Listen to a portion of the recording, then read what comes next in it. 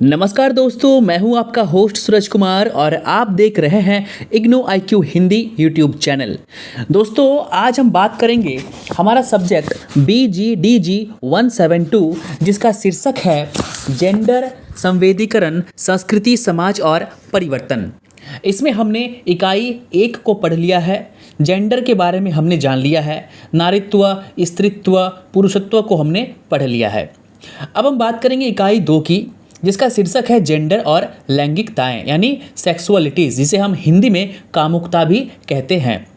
तो दोस्तों, इस चैप्टर में हम पढ़ेंगे लैंगिकता क्या है, लैंगिकता की सामाजिक निर्मित क्या है, लैंगिकता कैसे हमारा जीवन का एक पहलू है और कैसे हमारे जीवन में लैंगिकता, सेक्सुअलिटी जो है, कामुकता है, वो काफ़ी महत्व रखता है। उसके बाद हम समान यौन इच्छाएं के बारे में पढ़ेंगे, जो LGBT कम्युनिटी है, ठीक है। उसके बाद जो लेस्बियन के बारे में हम पढ़ेंगे, हम गे के बारे में पढ़ेंगे। देखिए, ये जो चैप्टर है ना, वो काफ़ी थोड़ा सा मतलब एडल्ट होने वाला है, क्योंकि देखिए आपके चैप्टर का जो टॉपिक है वो ऐसा ही है। तो इस चीज़ के लिए सबसे पहले आप जो है मानसिक तौर पर ये तैयार हो जाएं कि कुछ कुछ ऐसी चीज़ें, कुछ कुछ ऐसी बातें आपको जानने को, सुनने को मिलेगी इस सब्जेक्ट में, जो शायद जिसकी मतलब कि जो शायद आपने कभी ना पढ़ा हो। जानते सभी हैं, लेकिन शायद कभी किसी टीचर ने आपको इस प्रकार से जो है नहीं समझाया हो, नहीं बताया हो। मैं कोशिश करूंगा कि मैं खुलकर आप लोगों से जो है वो बातें ना करूं, खुलकर सभी चीज़ों को आपके साथ शेयर ना करूं। फिर भी मेरी कोशिश हमेशा यही रहेगी कि जो जो चीज़ें, जो टॉपिक आपके किताब में दी हुई है, उन टॉपिक को जो है आपको अच्छे से मैं बता पाऊँ, अच्छे से आपको समझा पाऊँ। तो आइए बिना किसी देरी के हम आज का हमारा टॉपिक शुरू करते हैं। उससे पहले आपको बता दें कि अभी तक अगर आपने अपना असाइनमेंट, चाहे वो PDF हो या हैंड रिटन हो, जमा नहीं किया है और हमसे नहीं लिए हैं, तो आप हैंड रिटन असाइनमेंट भी हमसे ले सकते हैं, क्योंकि असाइनमेंट का जो लास्ट डेट सबमिशन का है वो 30 नवंबर तक का है। और जो लोगों में जो स्टूडेंट हैं वो काफ़ी डाउट में है कि असाइनमेंट किन्हें जमा करना है, किन्हें नहीं। देखिए, अगर आपने अपना एडमिशन जनवरी 2023 के सेशन में लिया है, तो जो है आपको आपका जो असाइनमेंट है वो इस दिसंबर एग्ज़ाम से पहले जमा करना होगा। तो वही लोग असाइनमेंट के लिए ये करें, परचेस करें, जो लोग जो है वो इस बार एग्ज़ाम देने वाले हैं। और जो जुलाई 2023 सेशन में एडमिशन लिए हैं, उनका भी असाइनमेंट आना और बनना शुरू हो चुका है। तो आप भी असाइनमेंट ले सकते हैं हमसे, और आपका जो असाइनमेंट सबमिट होगा वो होगा अप्रैल के महीने में, यानी 2024 में। और आपका एग्ज़ाम जो होगा वो कब होगा? जून 2024 में होगा। खैर, तो आइए शुरू करते हैं आज का हमारा ये टॉपिक। आपका जो सबसे पहला टॉपिक है वो है लैंगिकता, जिसे अंग्रेजी में हम कहते हैं सेक्सुअलिटी, और हिंदी में बात करें तो हम उसे कहते हैं कामुकता। देखिए, कामुकता क्या है, सेक्सुअलिटी क्या है। कामुकता की परिभाषा अगर बात करें तो कामुकता की कोई सटीक परिभाषा नहीं है। अलग अलग लोगों ने अलग अलग समय पर इसको परिभाषित किया है। आप भी इसे अपने तरीके से परिभाषित कर सकते हैं अगर चाहें तो एग्जाम में जो है आप अपने तरीके से इसे परिभाषित कर सकते हैं, इसके बारे में 2 शब्द लिख सकते हैं। तो कामुकता क्या है जानते हैं। देखिए, कामुकता है कि अपने अंदर की जो यौन इच्छाएं हैं, ठीक है, सेक्स डिज़ायर हैं, उनको मतलब प्रकट करना। और वो प्रकट किसी भी तरीके से हो सकता है कि आप अपने कल्पनाओं को प्रकट कर रहे हैं, आप अपने विचारों को, इच्छाओं को, विश्वासों को, अभिवृत्तियों को, मूल्यों को और व्यवहारों को किसी के सामने जो है वो प्रकट कर रहे हैं।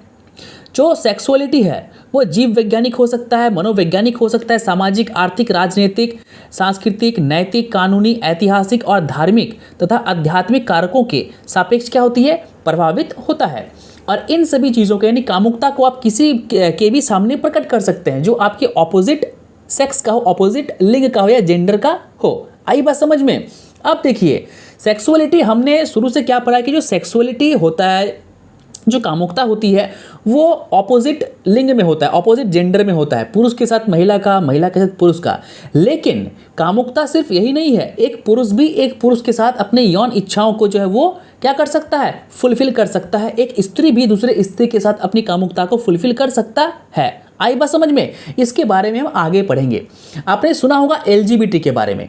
कुछ दिन पहले आप तो खैर सोशल मीडिया में सबको ही है, और सोशल मीडिया में आपने अक्सर सुना है कि एक लड़के ने दूसरे लड़के से शादी कर ली, एक लड़की ने दूसरी लड़की से शादी कर ली। तो कहीं ना कहीं जो एक लड़का है उसे उस लड़के में, ठीक है, कामुकता नजर आती है। तो इसलिए उसकी इच्छा है कि उसके साथ वो संबंध बनाए या उसके साथ वो शादी करे। लेकिन सुप्रीम कोर्ट ने जो है सेम सेक्स मैरिज को क्या कर दिया, खारिज कर दिया। यानी इंडिया में जो है आप अगर एक लड़के हैं और आपकी चाहत एक लड़के की है, आप किसी लड़के से प्यार करते हैं तो आप उससे शादी नहीं कर सकते, यह इलीगल है। सुप्रीम कोर्ट ने उसे लीगल नहीं माना है। यह मैं आपको अपडेट बता रहा हूँ हाल ही का, यानी 7-8 दिन पहले का। अगर आप कोई एक लड़की है वो किसी लड़की से शादी करना चाहती है तो वो नहीं कर सकती है, वो लीगल नहीं है। अक्सर हम देखते हैं कि विदेशों में जो है एलजीबीटी कम्युनिटी, जो लेस्बियन गे जो कम्युनिटी यानी गे, उसे कहते हैं कि एक लड़के को अगर कोई लड़का पसंद है तो उसे हम कहेंगे गे, और एक लड़की को अगर कोई लड़की पसंद है तो उसे हम कहेंगे लेस्बियन। आई बात समझ में? देखिए ये सभी चीज़ें आपकी किताब में दी हुई है और इसीलिए मुझे आपको ये समझाना होगा, ठीक है। चलिए, तो ये था कामुकता के बारे में। अब हम बात करेंगे लैंगिकता की सामाजिक निर्मिति। लैंगिक की सामाजिक निर्मिति का मतलब होता है कि जो लैंगिकता है, जो सेक्सुअलिटी है, उसका निर्माण हम करते हैं। हम ये चूज़ करते हैं, हम ये चयन करते हैं कि जो है वो हम किसके साथ रहना पसंद करेंगे। हम ये चूज़ करते हैं और हम ये चुनते हैं कि हमें जो अपनी कामुकता है, अपना जो व्यवहार है कामुकता का, उसे किसके सामने प्रकट करना चाहिए और किसके सामने प्रकट नहीं करना चाहिए। आपकी किताब में अनुपमा नामक एक लड़की का जो केस स्टडी है, ठीक है, उस केस स्टडी को आपके पुस्तक में दिया गया है, जो कि आपके स्क्रीन के सामने, इसे आप देख सकते हैं, पढ़ सकते हैं, ठीक है। तो इसी केस स्टडी के बाद जो है आपका टॉपिक है लैंगिकता। उस केस स्टडी की मैं यहाँ बात नहीं कर रहा हूँ क्योंकि काफ़ी वो लंबा है। तो उसके बाद हम बात करेंगे लैंगिकता की। देखिए, तो कामुकता क्या होता है कि किसी जेंडर, जाति, वर्ग, धर्म और क्षेत्र से अत्यधिक प्रभावित होती है। यानी जो लैंगिकता है उसको प्रभावित करने वाले कौन कौन से कारक हैं? जेंडर है, जाति है, वर्ग है, धर्म है, क्षेत्र है। यानी इसकी निर्मिति सामाजिक रूप से की जाती है। अब मैं आपको इसका एग्जाम्पल देता हूँ। अक्सर हम लोग देखते हैं कि जो मान लीजिए कि हम किसी एक लड़की से प्यार करते हैं, ठीक है, और वो लड़की किसी दूसरे धर्म से हो, तो कहीं ना कहीं शादी हमारे बीच नहीं हो पाती। तो कहीं ना कहीं इसका निर्माण किसने किया है? क्या प्रकृति ने किया है? क्या भगवान ने किया है? नहीं, इसका निर्माण जो है वो हमने किया है। लैंगिकता जो कामुकता होता है वो नियत नहीं होता, वो परिवर्तनीय होता है, प्रभावमान होता है। यानी आज हो सकता है कि आज आप जिस व्यक्ति के साथ या जिस महिला के साथ अपनी कामुकता का प्रकाश कर रहे हैं उसके सामने, हो सकता है कि कल आपको कोई और पसंद आ जाए, परसों आपको कोई और पसंद आ जाए। ये देखिए, ये ह्यूमन नेचर है, इसलिए इसे कहा गया कि यह नियत नहीं होती, ये परिवर्तनीय है, ठीक है। ये जो कामुकता है यह बहुत तरीके का होता है और बहुत बृहत है, मतलब बहुत व्यापक होती है, ठीक है। यानी जो चीज़ें हो सकता है कि किसी को पसंद हो या आपको पसंद हो, वो चीज़ जो है वो किसी और को पसंद ना हो, ठीक है। यानी मुझे जो चीज़ पसंद है, मुझे मान लीजिए मुझे लड़का पसंद है, तो हो सकता है कि आपको लड़का पसंद ना हो। मुझे लड़की पसंद है तो हो सकता है कि आपको वो लड़का पसंद हो। या कोई महिला है, उसको कोई पुरुष से नहीं बल्कि उस महिला को किसी और महिला से प्रेम है, लेकिन आपको हो सकता है कि आपके साथ ऐसा ना हो। यानी ये क्या है? ये बृहत है, ये व्यापक है। अब देखिए, अब आपके सामने है विविधता, यानी जो है वो डाइवर्सिटी, मतलब बहुत तरीके का। तो जो कामुकता होता है उसके कई सारे प्रकार हो सकते हैं। मैंने अभी डिस्कस किया कि जो चीज़ें मुझे पसंद वो हो सकता है कि आपको पसंद ना हो, यही तो है डाइवर्सिटी। यानी मुझे जो चाहिए वो आपको नहीं चाहिए, आपको कुछ और चाहिए। तो जो लैंगिकता है, जो सेक्सुअलिटी है, जो कामुकता है, ठीक है, उसे बहुत तरीके से बांटा गया है। ऐसा हो सकता है कि आपको जिसके साथ संतुष्टि मिलती है, हो सकता है कि मुझे उसके साथ संतुष्टि न मिले। आपको जिसके साथ यौन सुख में मन लगता हो सकता है कि आपको उसके साथ मन ना लगे। अब जो ये कामुकता है, ये मतलब कि दो महिलाओं के बीच में हो सकता है जिसे हम लेस्बियन कहते हैं, दो पुरुषों के बीच में हो सकता है जिसे हम गे कहते हैं, घटित हो सकता है, ठीक है। आखिर सुप्रीम कोर्ट ने इसे इलीगल क्यों माना? कुछ तो कारण होगा। इसके बारे में हम चैप्टर के बाद में हम डिस्कस करेंगे। देखिए, इच्छाओं के अनेक रंग होते हैं। असल बात यह नहीं कि आप किसकी तरफ आकृष्ट होते हैं, बल्कि यह है कि आप किस प्रकार की इच्छाओं का एहसास कराते हैं।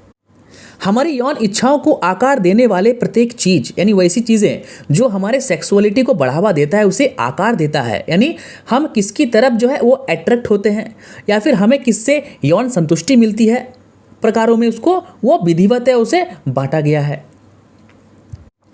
अब देखिए आपकी किताब में एक बहुत ही इंपॉर्टेंट पॉइंट को जो है वो नोट किया गया है, यह है कि जब भी हम सेक्स की बात करते हैं, जब भी हम यौन संबंध की बात करते हैं, तो हमारे भारतीय समाज में जो है, सभ्य समाज में जब भी हम यौन की बात करते हैं, सेक्स की बात करते हैं, तब लोग समझते हैं कि सेक्स का मतलब होता है कि वंश वृद्धि करना, संतान उत्पन्न करना, प्रजनन करना। लेकिन सेक्स केवल बच्चा पैदा करने के लिए या प्रजनन करने के लिए नहीं किया जाता, बल्कि आनंद और अपनी कामुकता को पूरा करने के लिए, अपनी इच्छा को पूर्ति करने के लिए भी किया जाता है। अब नेक्स्ट पॉइंट है दर्द और आनंद।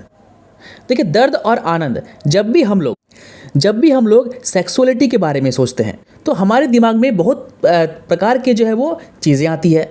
एक प्रेम, इच्छा, यौन सुख, लैंगिक झुकाव, शर्म, पाबंदी, दर्द, यौन हिंसा, बलात्कार, संकोच, नियम, मानक और सामाजिक प्रतिबंध। यानी जो यौन, जब भी हम सोचते हैं सेक्स के बारे में तो हम देखते हैं कि बहुत सारे लोग मानसिक रूप से बीमार होते हैं, ठीक है। तो वो जो है छोटी छोटी बच्चियों के साथ छेड़खानी करते हैं, बलात्कार करते हैं, उनका यौन उत्पीड़न करते हैं। तो सेक्स जो है उसके सकारात्मक पहलू भी हैं।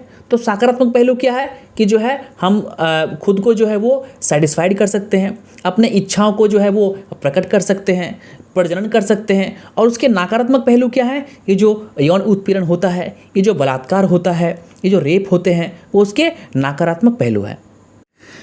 अब आगे आपका पॉइंट है जो लैंगिकता है वो सामाजिक रूप से निर्मित है, यानी समाज ने इस चीज़ को, लैंगिकता को समाज ने क्या किया है, जेंडर को जो है, सेक्सुअलिटी को समाज ने बांटा है।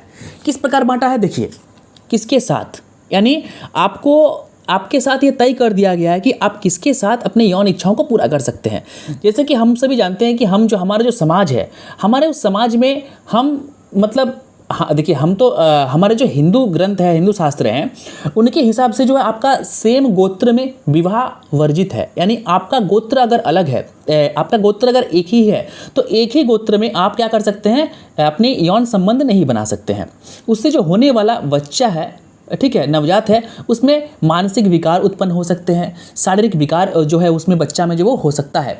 तो किसके साथ जो है अपने यौन इच्छाओं को पूरा कर सकते हैं या किसके साथ आप सेक्स कर सकते हैं, इस चीज़ को जो है आपको जानना चाहिए। और समाज ने इसके लिए एक नियम बनाया है, आप सभी के साथ ऐसा बिल्कुल नहीं कर सकते। आई बात समझ में? तो कुछ कुछ ऐसे हैं कि आप अपने जो है कोई मित्र है या फिर आपकी जो वाइफ है, आप उन्हीं के साथ जो है अपने यौन संबंध बना सकते हैं। अब देखिए जो गोत्र वाला बात है ना, वो आपकी किताब में भी यहाँ पे देखिए दिया हुआ है। आपकी इस किताब में दिया हुआ है कि देश के कुछ भागों में अगर ये पुरुष और स्त्री अलग अलग गोत्र के हो तो इसे अच्छा माना जाता है। यानी सेम गोत्र में, ठीक है, जो है वो यौन संबंध नहीं क्या बनाया जाता। उसके बाद हमारा समाज ये मानता है कि अगर स्त्री और पुरुष दोनों का धर्म एक हो, दोनों का जाति एक हो, दोनों एक ही वर्ग में आते हो और उनके बीच अगर यौन संबंध होता हो तो ये ठीक है।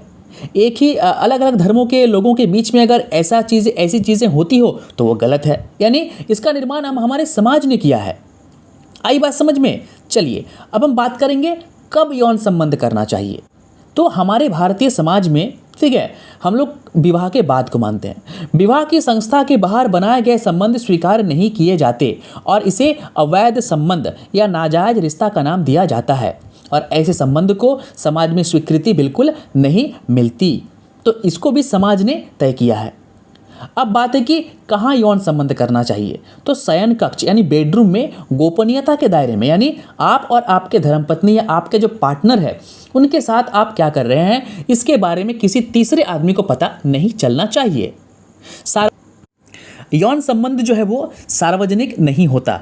सार्वजनिक रूप से आप इसको परफॉर्म नहीं कर सकते हैं। अगर आप करते हैं तो फिर आपके खिलाफ कार्रवाई की जाएगी। क्योंकि कई बार ऐसा देखा गया है कि जो पुलिस है वो होटलों में रेड करती है, छापा मारती है और जो लड़के और लड़की को पकड़कर जेल में डाल देती है। तो कहीं ना कहीं हम जानते हैं कि जो ये जो इसका जो करने का स्थान है, जो हम अपने पार्टनर के साथ जो है वो यौन संबंध बनाते हैं, ठीक है, वो आपको सिर्फ और सिर्फ अपने घर के बेडरूम तक ही सीमित रखना चाहिए। तीसरा हमारा है क्या, यानी यौन इच्छा को किस प्रकार महसूस या अभिव्यक्त करना चाहिए। इस संदर्भ में केवल उसी सेक्स को सामान्य और आदरणीय समझा जाता है जो दो अलग अलग लिंग वाले लोगों के बीच घटित होता है, क्योंकि यह मनुष्य के प्रजनन से जुड़ा हुआ है। हालांकि इस बात पर तर्क करना कठिन होगा कि केवल प्रजनन के लिए सेक्स वाला विक्टोरियाई विचार अभी भी सत्य ही है।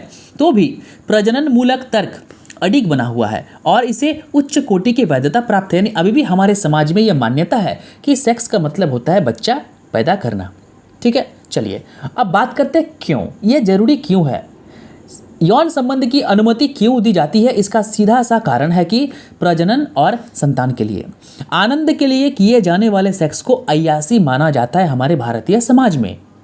ठीक है, तो ये जो थे कुछ मानक थे, ये सभी चीज़ें हमारे समाज ने निर्माण किया है। हमारे समाज ने तय किया है कि इसको किस प्रकार से किया जाना चाहिए, कहाँ किया जाना चाहिए, क्यों किया जाना चाहिए, कब करना चाहिए और किसके साथ परफॉर्म किया जाना चाहिए।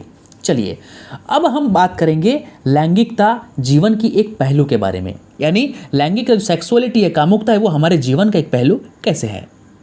विश्व स्वास्थ्य संगठन ने लैंगिकता की एक विस्तृत परिभाषा दी है। हालांकि इसे पुनर्स्थापित करने की आवश्यकता है कि यह हमारे जीवन का एक केंद्रीय पहलू है, यानी इसके बिना जो है जीवन की कल्पना हम नहीं कर सकते हैं। यह हमारे जीवन की लगभग सभी पेचीदगियों में मौजूद है और उन पेचीदगियों को संबोधित करना महत्वपूर्ण है। हम आपके सामने जीवन के कुछ पहलू प्रस्तुत करेंगे, यानी आपकी किताब में जीवन का कुछ पहलू प्रस्तुत किया गया, जैसे शिक्षा, चलना फिरना, चिकित्सा द्वारा इलाज। तो शिक्षा की बात करें तो आपने देखा होगा कि सुदूर जो देहात इलाके होते हैं, गांव होते हैं, वहाँ पे छोटी बच्चियों को 5वीं 6ठी और 8वीं क्लास के बाद जो है स्कूल जाने नहीं दिया जाता है। जब आप उन पेरेंट्स से, उन माता पिताओं से इस बारे में पूछेंगे कि क्यों उन्होंने अपनी बच्ची को स्कूल भेजना बंद कर दिया, तो वे कहते हैं कि बच्ची अब बड़ी हो रही है, स्कूल काफ़ी दूर है और दूर जाते वक्त अगर बच्चों के साथ कुछ घटना घटित हो जाए तो इसका जिम्मेवार कौन होगा। तो कहीं ना कहीं जो है ये चीज़ें मतलब कि एक तरह से तो सही नहीं है, लेकिन अब देखिए अब समाज में कुछ ऐसे मानसिक विकार वाले लोग भी हैं जो छोटी बच्चियों के साथ भी जो है वो क्या करते हैं, गलत काम करते हैं, उनका यौन उत्पीड़न करते हैं। तो इसलिए ये घटनाएं घटित होती है। उसके बाद है चलना फिरना। अक्सर आपने देखा होगा, हम भी अपने माताओं को और बहनों को हम लोग कहते हैं कि कहीं अगर आप जा रही हैं तो जल्दी घर आ जाइए, देर रात तक आप बाहर न रहें। तो कहीं ना कहीं हम जानते हैं कि हमारा जो समाज है, हमारा समाज जो है वो ऐसा समाज है जहाँ पे एक छोटी बच्ची के साथ भी जो है वो गलत काम किया जाता है और इसीलिए जो है हमारे मन में, हमारे मन मस्तिष्क में यह भय उत्पन्न हो चुका है कि जो है हमें अपने घर के महिलाओं को, अपने बहनों को, ठीक है, क्या करना चाहिए, जो है घर में सुरक्षित रखना चाहिए और बाहर उन्हें घूमने नहीं देना चाहिए और देर रात तक उनका बाहर रहना जो है वो सही नहीं है। उसके बाद चिकित्सक द्वारा इलाज। देखिए जब भी, चाहे वो महिला हो या पुरुष हो, वो डॉक्टर के पास जब भी जाते हैं, ठीक है, और अपने जो मान लीजिए कोई गुप्त रोग है या कुछ किसी भी चीज़ का इलाज करवाना है और वो यौन संबंध से, यौन मतलब की चीज़ से वो संबंध रखता है वो इलाज, ठीक है, तो चिकित्सक को बताने में हमें शर्म आती है। ठीक है, तो इसलिए बहुत जगह पे क्या किया गया है कि जो लेडी डॉक्टर होती है उनके पास लेडीज़ के लिए और जो जेंट्स डॉक्टर होते हैं, ठीक है, उनके पास पुरुष जाते हैं इस चीज़ को ख़त्म करने के लिए। अब आपका नेक्स्ट पॉइंट है लैंगिक श्रेणी तंत्र। देखिए लैंगिक श्रेणी तंत्र का मतलब होता है कि एक श्रेणी को बनाया गया है, एक ऐसा तंत्र बनाया गया है जहाँ पे आपसे ये कहा गया है कि आपको किसके साथ अपनी यौन जो संबंध है बनाना चाहिए, किसके साथ आपको विवाह करना चाहिए। ठीक है, तो क्या क्या है, पहला है संबंध जो है एक पुरुष और स्त्री के बीच होना चाहिए। ठीक है, यानी पुरुष और स्त्री के बीच होना चाहिए। इस चीज़ को समझिए, पुरुष और पुरुष के बीच अवैध माना गया है, स्त्री और स्त्री के बीच अवैध माना गया है। उसके बाद है संबंध जो है वो विवाह की संस्था के दायरे के भीतर ही बनाया जाना चाहिए, यानी विवाह से पहला वाला जो संबंध है वो अवैध माना गया है। उसके बाद है संबंध ऐसे पुरुष और स्त्री के बीच होना चाहिए जो एक ही जाति के हों, एक ही धर्म के हों और एक ही वर्ग के हों। अब देखिए, अब आपके सामने जो है एक बहुत ही अच्छा टॉपिक है, वो है समलैंगिकता। समलैंगिकता माने सेम सेक्सुअलिटी। ठीक है, यानी जिनका सेक्स जो है, लिंग जो है वो समान है, यानी मतलब कि एक पुरुष से प्यार करता है और संबंध बनाता है, उसे कहते हैं समलैंगिकता। और समलैंगिकता भारत में अवैध है, इसे सुप्रीम कोर्ट ने एक हफ्ता पहले अवैध माना है। एक महिला के साथ दूसरी महिला का संबंध जो है वो क्या है, इलीगल है, अवैध है। आपके सामने केस स्टडी है, उसके बारे में हम बात करते हैं। पूरा मैं पढ़ता हूँ उस केस स्टडी को, आपको समझ में आ जाएगा। दक्षिण 24 परगना जो कि के गांव में 2 किशोर समलैंगिक लड़कियों यानी 2 लड़कियों ने आत्महत्या कर ली। आत्महत्या का संभावित कारण शायद यह है कि वे समलैंगिक होने की वजह से अपने भविष्य को लेकर चिंतित थी, क्योंकि देखिए समाज इसे स्वीकार नहीं करेगा। क्योंकि समलैंगिक होने की वजह से आपके अंदर की जो प्रजनन क्षमता है वो होगी नहीं, क्योंकि प्रजनन क्षमता और बच्चा पैदा करने के लिए जो है वो एक ऑपोजिट सेक्स का होना ज़रूरी है। और आप अगर सेम सेक्स के हैं और आप शादी करते हैं तो फिर आप बच्चे जो है पैदा नहीं कर पाएंगे, प्रजनन जो है वो आप नहीं कर पाएंगे। पुलिस ने 19 वर्षीय बॉबी साहा और 17 वर्षीय पूजा मंडल के शव बोरल के त्रिपुरा सुंदरी इलाके में स्थित बॉबी के घर से दरवाजा तोड़ने के बाद बरामद किए। पोस्टमार्टम की रिपोर्ट बताती है कि इन दोनों लड़कियों के साथ साथ जहर खाया और एक दूसरे की बाहों में मरने के लिए हाथ पकड़कर लेट गईं। पुलिस ने कहा, ऐसा लगता है कि दोनों लड़कियों के बीच शारीरिक संबंध थे, लेकिन अपने भविष्य की अनिश्चितताओं को लेकर वे अवसादग्रस्त थी और इसलिए इन लड़कियों ने आत्महत्या कर ली। बताया जाता है कि इन लड़कियों के असामान्य व्यवहार के कारण पड़ोसियों से आलोचना झेलने के बावजूद इनके परिवारों में नज़दीकी आपसी संबंध था। बॉबी पुरुषों की तरह कपड़े पहनती थी और पुरुष की तरह ही व्यवहार करती थी, जबकि पूजा किसी आम लड़की की तरह थी।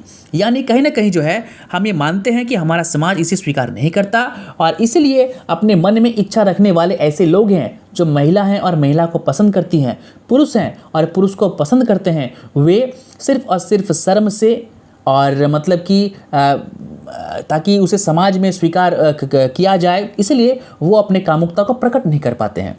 मान लीजिए कोई व्यक्ति है, उसे किसी लड़के से ही प्यार है, लेकिन वो प्रकट नहीं कर पा रहा है शर्म के कारण, बेइज्जती फील होने के कारण। ठीक है, तो ऐसी चीज़ें भी हमारे समाज में है। ठीक है, तो इसे हम लोग कहते हैं क्या, समलैंगिकता यानी सेम सेक्स। ठीक है, चलिए अब हम बात करेंगे आपके और एक चीज़ पर, समान यौन इच्छाएं। समान यौन इच्छाएं का मतलब जो अभी मैंने समलैंगिकता के बारे में कहा वही है। देखिए, समान यौन इच्छाएं मतलब समलैंगिकता, और मैं फिर से आपको समझा रहा हूँ, समलैंगिकता या समान यौन इच्छाओं का मतलब होता है जब एक पुरुष दूसरे पुरुष के साथ यौन संबंध बनाता है, प्रेम करता है, शारीरिक संबंध बनाता है, तो वो समलैंगिकता कहलाता है। जब एक महिला किसी दूसरे महिला के साथ शारीरिक संबंध, यौन संबंध और प्रेम संबंध बनाती है तो वो समलैंगिकता या फिर समान यौन इच्छाएं जो वो कहलाता है। ठीक है, तो इसमें होता क्या है, इसमें 3-4 चीज़ें होती है। मौन, यानी जब कोई पुरुष किसी दूसरे पुरुष की चाह रखता है तो कहीं ना कहीं वो मौन हो जाता है, वो अपने बातों को किसी भी मतलब समाज में प्रकट नहीं कर सकता, क्योंकि उसे लगता है कि मैं कहूँगा तो लोग मुझे हंसेंगे, लोग मेरा मजाक उड़ाएंगे, समाज मुझे स्वीकार नहीं करेगा। तो कई बार लोग अपने मन की इच्छाएं, अपनी कामुकता अपने मन के अंदर ही रख देते हैं। उसके बाद है पारिवारिक हिंसा। समलैंगिकता यानी सेम सेक्सुअलिटी को लेकर हिंसा की शुरुआत घरों से होती है।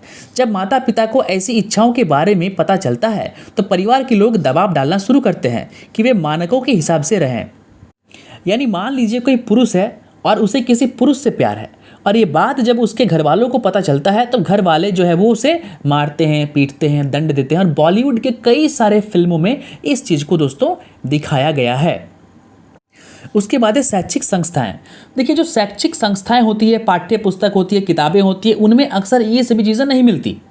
ये सभी चीज़ें आपको सिर्फ और सिर्फ जो है मतलब बहुत ही आप अच्छे लेवल से पढ़ेंगे, जैसे कि आप ग्रेजुएशन का पढ़ रहे हैं, आप BG DG 172 पढ़ रहे हैं तो ही आपको इसमें ये मिला, बाकी आपको ये सभी चीज़ें कहीं पे नहीं मिलेंगी।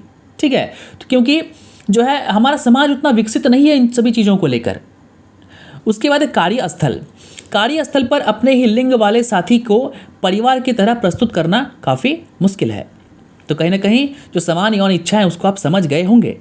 अब हम बात करेंगे अच्छी महिलाएं, लैंगिकता के साथ संबंध। तो अच्छी महिलाएं लैंगिकता के साथ संबंध को पढ़ेंगे। देखिए, समाज में जो है हमारा समाज महिलाओं को दो प्रकार से क्या करती है, विभाजित करती है। पहला अच्छी महिलाएं और खराब महिलाएं। तो अच्छी महिलाएं कौन महिलाएं होंगी, एक अच्छी पुत्री होंगी, एक अच्छी माँ होगी, ठीक है, एक अच्छी बहन या एक अच्छी पत्नी होगी। तो खराब महिला का परिभाषा क्या है, देखिए सबसे पहले अच्छी महिला का परिभाषा समझिए। अच्छी महिलाएं वो महिलाएं होती है जो समाज के समस्त मानदंडों का पालन करती है, जो समाज के सभी नियमों का पालन करती है। वे उन नियमों का पालन करती है जो महिलाओं के लिए बनाए गए हैं, जैसे अच्छे वस्त्र पहनना, अच्छे तरीके से बात करना, अच्छे लोगों से मिलना जुलना और वो भी क्या कि सिर्फ और सिर्फ अपने पति के साथ ही यौन संबंध बनाना। इस कैटेगरी के महिलाओं को अच्छी महिलाएं माना जाता है। और जो ख़राब महिलाएं होती है वो ख़राब महिलाएं समाज के मानदंडों को नहीं मानती है। महिलाओं के लिए समाज में जो नियम बनाए गए हैं वो महिलाएं इन नियमों का पालन नहीं करती है। अब मान लीजिए कि जो मैं आपको यहाँ पे एक एग्जांपल लेता हूँ, उर्फ़ी जावेद से आप सभी परिचित हैं क्योंकि आप सभी सोशल मीडिया में एक्टिव हैं। तो उर्फ़ी जावेद जो है कभी कभी कुछ भी पहन के आती है, जीन्स को शर्ट बना के पहन लेती है, जूट के बोरे को वो मतलब टॉप बना के पहन लेती है। उसके बाद जो है वो अपना अंग प्रदर्शन करती है, ऐसे ऐसे पोशाकें ड्रेस पहनती है कि अगर मान लीजिए कि आप अपने फैमिली के साथ कहीं पे ट्रैवल कर रहे हैं और आपके सामने उर्फ़ी जावेद मिल गई या आ गई तो कहीं ना कहीं आप उससे दूरी बनाएंगे, क्योंकि आपके साथ आपकी बहन होंगी, आपकी माता होंगी, आपके फादर होंगे, आपकी पत्नी होगी। तो कहीं ना कहीं जो है हमारा समाज इसको स्वीकार नहीं करेगा। जो उर्फ़ी जावेद जो काम कर रही है उसे हमारा समाज कभी स्वीकार नहीं करता है। और कल परसों तो उसके पास पुलिस का नोटिस भी गया है कि आप पब्लिक प्लेस में ऐसा नहीं कर सकते, क्योंकि आपके कारण लोगों को परेशानी हो रही है, आपके कारण लोगों को शर्म आ रही है। ठीक है, आई बात समझ में।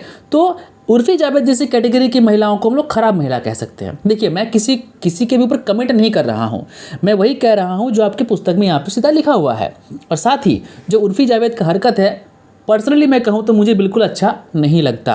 क्योंकि देखिए, ड्रेस पहनने का भी एक लिमिट होता है, ठीक है, एक लिमिट होता है। आप छोटे बच्चों के पास ऐसे जा रहे हैं, आप जो है कोई फैमिली के साथ कहीं जा रहा है उसके साथ भी आप ऐसे पेश हो रहे हैं। और सबसे पहली बात दोस्तों ये है कि आपको इन सभी चीज़ों को दरकिनार करके चलना होगा, क्योंकि देखिए आप एक समाज में रहते हैं, आप एक मनुष्य हैं, मानव हैं, आप एक सभ्य समाज के निवासी हैं, आप उस देश के निवासी हैं जहाँ पे जो है महिलाओं को माता का टैग दिया गया है, महिलाओं को माँ का टैग दिया गया है। और उसी समाज में आप इस तरीके के जो अभद्र और असभ्य ड्रेस पहनकर बाहर निकलती हैं तो बेशक आपको एक खराब महिला के कैटेगरी में रखा जाएगा।